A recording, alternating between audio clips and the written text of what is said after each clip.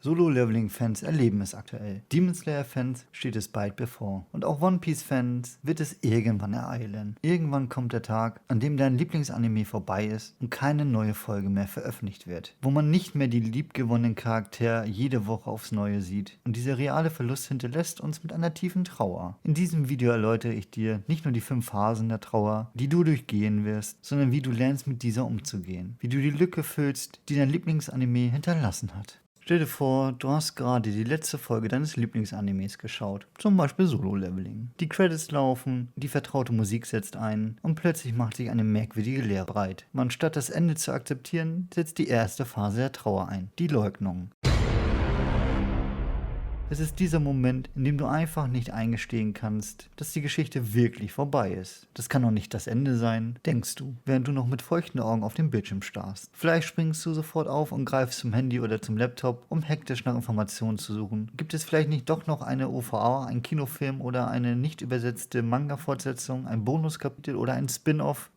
In diesem Moment willst du sogar eine Compilation-Video schauen, nur um das Gefühl einer neuen Folge zu haben. Viele von uns greifen zu diesen verzweifelten Maßnahmen, um sich daran festzuklammern, dass es mehr geben könnte. Google wird dein bester Freund, wenn du Suchbegriffe wie neue Staffel angekündigt oder Veröffentlichungsdatum Staffel 2 eingibst. Vielleicht findest du auf Reddit oder in irgendeinem anderen Forum Diskussionen, in denen ähnliche Seelen wie du über Theorien spekulieren und die kleinsten Hinweise auf eine Fortsetzung auseinandernehmen. Jede Erwähnung eines Spin-offs, eines Crossovers oder sogar eine minimale Andeutung vom Autor, dass es vielleicht eines Tages die Geschichte fortsetzen könnte, wird sofort zu einem Strohhalm, an den du dich klammerst. Einige von uns gehen sogar noch einen Schritt weiter. Wir schauen die letzte Folge direkt noch einmal, in der Hoffnung, dass wir vielleicht etwas übersehen haben. Vielleicht gibt es ja ein geheimes Ende nach den Credits, eine versteckte Szene oder zumindest einen Hinweis, der uns Hoffnung auf mehr gibt. Du durchforstest YouTube nach neuen Informationen, scrollst durch die Kommentare auf Twitter oder Instagram und begegnest Gleichgesinnten, die sich in derselben Situation befinden. Jedes Like, jeder Kommentar, der deine Vermutung unterstützt, fühlt sich an wie ein kleiner Sieg gegen die Realität, dass dein Lieblingsanime wirklich vorbei sein könnte. Willkommen in der zweiten Phase der Trauer, Zorn.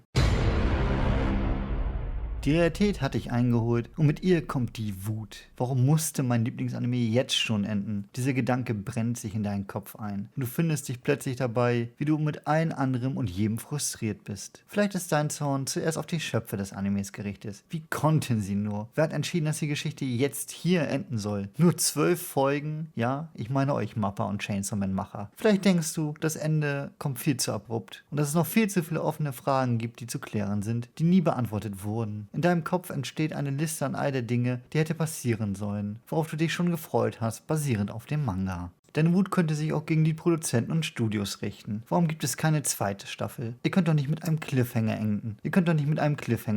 Solche Gedanken beginnen, sich zu manifestieren. Und du fragst dich, ob es hinter den Kulissen vielleicht irgendeine Art von Verschwörung gab, die dein Lieblingsanime ins Verderben stürzte. Und wenn wir ehrlich sind, wirst du in dieser Phase auch die Zuschauerzahlen oder Verkaufszahlen des Animes durchforsten, um nach einen Schuldigen zu suchen. Tja, wenn mehr Leute den Anime geschaut hätten, hätten wir vielleicht eine zweite Staffel bekommen. Warum gucken die ganzen Casuals nur Demon Slayer und Attack on Titan? Ihr verpasst absolute Manga-Perlen, ihr One Piece Hardcore-Fans. Ein weiterer beliebter Kanal für den Zorn ist die Community selbst. In Foren und sozialen Medien stößt du auf andere Fans, die einfach nur ihre Animes lieben und deinen nicht einmal geschaut haben. Wie können sie nicht wissen, dass Gojo der beste Charakter ever ist? Der Zorn bringt dich oft dazu, kreativ zu werden. In dieser Phase schreiben viele Fans Kommentare oder Tweets, wieso sie deinen Anime unbedingt sehen müssen. Anstatt diesen anderen Casual-Schrott. Irgendwer muss sie doch bekehren und den richtigen Pfad zeigen. Nächtelang kämpfst du mit Leugnern und Ketzern, die deine Waifu nicht schätzen zu wissen. Du bist ein Kreuzritt im Auftrag des richtigen und einzigen Weges. Lass deinen Wut freien Lauf.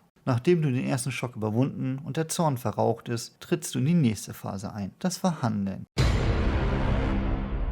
Diese Phase ist besonders interessant, weil sie von Hoffnung durchzogen ist, auch wenn diese häufig irrational ist. Hier beginnst du mit dir selbst, dem Machen des Animes oder sogar mit dem Universum zu verhandeln, in der Hoffnung, dass es doch noch irgendwie weitergehen könnte. Vielleicht gibt es doch noch einen Weg, wie diese Geschichte fortgesetzt werden könnte. Das war nicht das richtige Ende. Bestimmt ist das nur der Anfang eines Nachfolgers, sowas wie bei Shippuden damals. Dieser Gedanke wird zu deiner neuen Realität. In dieser Phase ist es nicht unüblich, dass du dich in einer Art mentalen Gymnastik wiederfindest, bei der du allen möglichen Szenarien durchgehst, die eine Fortsetzung rechtfertigen könnten. Wenn der Anime nur genug Merchandise verkauft, machen sie vielleicht noch eine zweite Staffel. Plötzlich durchstöberst du Online-Shops nach Figuren, Blu-rays und Soundtracks in der Hoffnung, dass der Umsatz hoch genug ist, um eine neue Produktion zu finanzieren. Und ganz ehrlich, wer hat in dieser Phase nicht schon mal Merchandise gekauft, nur um die Verkaufszahlen anzukurbeln? Ich definitiv nicht. Und die Waifu-Figuren auf meinem Schrank habe ich gekauft, weil wegen ihrer tollen Persönlichkeit und weil es ein Investment ist für die Zukunft. Vielleicht gehst du sogar so weit, dass du glaubst, wenn der Anime nur oft genug geschaut wird, könnten die Streaming-Plattformen sehen, wie beliebt er doch wirklich ist und entscheiden, ihn fortzusetzen. Also lässt du ihn im Dauerschleife weiterlaufen, während des Essens, beim Putzen oder sogar wenn du einschläfst. Wenn genug Leute das tun, dann müssen sie doch reagieren. Es ist, als ob in dieser Phase versuchst, das Schicksal in deinen eigenen Händen zu nehmen, auch wenn die Realität dich längst eingeholt hat. Ein besonders beliebtes Mittel in dieser Phase des Verhandelns sind die Fantheorien und Spekulationen. Es gibt nichts, was Fans in dieser Phase nicht zu einer potenziellen Ankündigungen umdeuten könnten. Plötzlich wird jedes Interview mit dem Autor oder Regisseur zur Pflichtlektüre und jede noch so kleine Bemerkung wird zum Hoffnungsschimmer. Hat er gerade gesagt, dass er an einem neuen Projekt arbeitet? Könnte das der Nachfolger sein vom Anime? Er würde ja nicht einfach einen neuen Manga zeichnen, ohne sein Meisterwerk abzuschließen. Manchmal richtet sich das Verhandeln auch an den Manga-Schöpfer. Du fängst an, den Manga zu lesen, falls es ihn gibt, und überlegst, ob es möglich ist, dass der Anime nur pausiert und später wieder aufgenommen wird. Vielleicht adaptieren sie den Rest des Mangas, wenn er abgeschlossen ist. Der Anime dient bestimmt nicht nur als Werbung für den Manga, der nach einer einzigen Staffel niemals wieder fortgesetzt wird, oder? Diese Gedanken geben dir zumindest vorübergehend das Gefühl, dass es noch Hoffnung gibt und dass die Geschichte noch nicht komplett ist. Das Verhandeln ist eine Phase, die von Hoffnung geprägt ist, aber diese Hoffnung ist oft nur eine Ablenkung von der harten Wahrheit. Der Anime ist vorbei und es gibt keine Garantie, dass sich daran etwas ändern wird. Erfolgreiche Animes kriegen in der Regel ihre Fortsetzung mit der letzten Folge bereits angekündigt. Aber vielleicht ist diese ja die Ausnahme. Beastars war auch ein unerwarteter Streaming-Hit bei Netflix. Nachdem du in der Phase des Verhandelns alle möglichen Szenarien durchgespielt hast und dich an jedem noch so kleinen Hoffnungsschimmer geklammert hast, schlägt nun die bittere Realität zu. Du gelangst in die 4. Phase der Trauer, die Depression.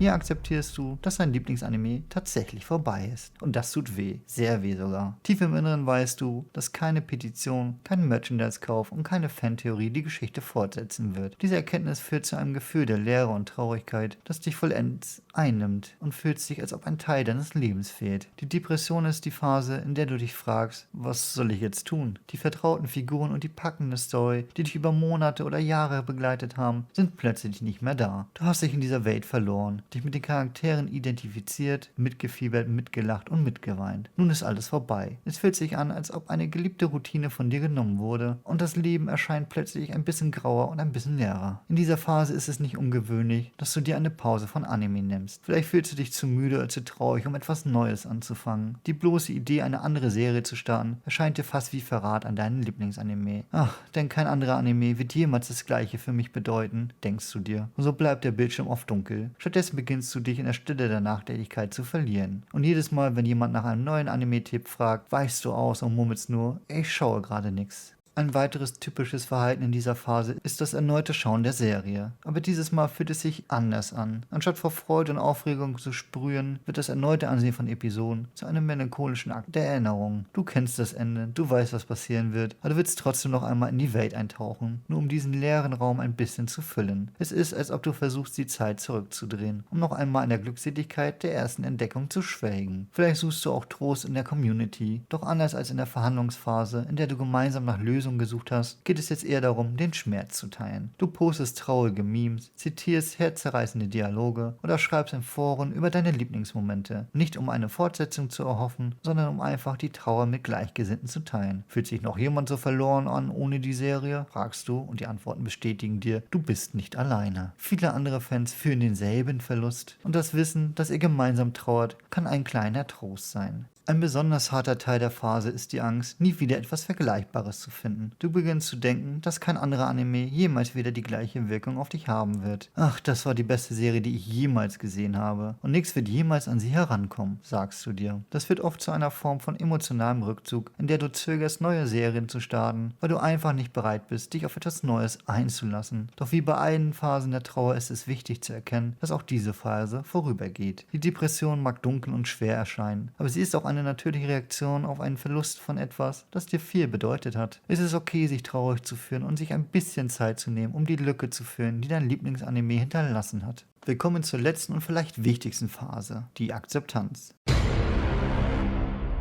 Nachdem du dich durch die Leugnung, den Zorn, das Verhandeln und die Depression gequält hast, kommst du endlich an den Punkt, an dem du innerlich sagen kannst, ja, mein Lieblingsanime ist vorbei, aber das ist okay. Es war eine wundervolle Reise. Diese Phase bedeutet nicht, dass du deine geliebten Animes vergessen musst oder dass er an Bedeutung verliert. Vielmehr geht es darum, ihn als wertvoller Teil deiner Anime-Reise zu akzeptieren und Platz für ein neues Abenteuer zu schaffen. Die Phase der Akzeptanz ist wie das erste Licht nach einer langen, dunklen Nacht. Du wachst eines Morgens auf und merkst, dass die Welt nicht zusammengebrochen ist, nur weil dein Anime zu Ende gegangen ist. Stattdessen beginnst du, die schöne Erinnerung zu schätzen und sie als Teil deiner Erfahrung zu betrachten. In dieser Phase erkennst du, dass du weiterziehen kannst, ohne die Emotionen und die Lektion, die der Anime dir gegeben hat, zu verlieren. Vielleicht dekorierst du dein Regal mit Figuren, hängst ein Poster an die Wand oder behältst die Soundtracks auf deiner Playlist. Diese kleinen Dinge erinnern dich daran, wie viel Freude dir der Anime gebracht hat, ohne dich in Traurigkeit zu stürzen. Es ist, als ob du ein kleines Denkmal in deinem Herzen errichtest, um immer daran erinnert zu werden, wie besonders diese Serie für dich war. Vielleicht beginnst du auch über den Anime zu sprechen, ohne Trauer oder Zorn, sondern mit einer gesunden Portion Nostalgie. Du kannst deine Lieblingsszenen diskutieren, ohne dich dabei schlecht zu fühlen, oder sogar lustige Momente nachstellen, die dich immer zum Lachen gebracht haben. Du beginnst auch zu erkennen, dass Abschiede Teil des Lebens sind. Nicht nur in der Welt der Animes, sondern überall. Geschichten haben ein Ende und nicht jedem ist das gegönnt. Viele Animes enden mittendrin und deine ist wenigstens abgeschlossen. Du erkennst, dass das Ende einer Serie nicht bedeutet, dass du nie wieder etwas Großartiges erleben wirst. Vielmehr öffnet es die Tür für neue Geschichten und Erlebnisse, die dich genauso berühren könnten. Vielleicht schreibt der Mangaka einen noch größeren Erfolg. Ich bin gespannt, was er sich als nächstes ausdenkt. Ein weiterer Aspekt der Akzeptanz ist, dass du offen für neue Animes wirst.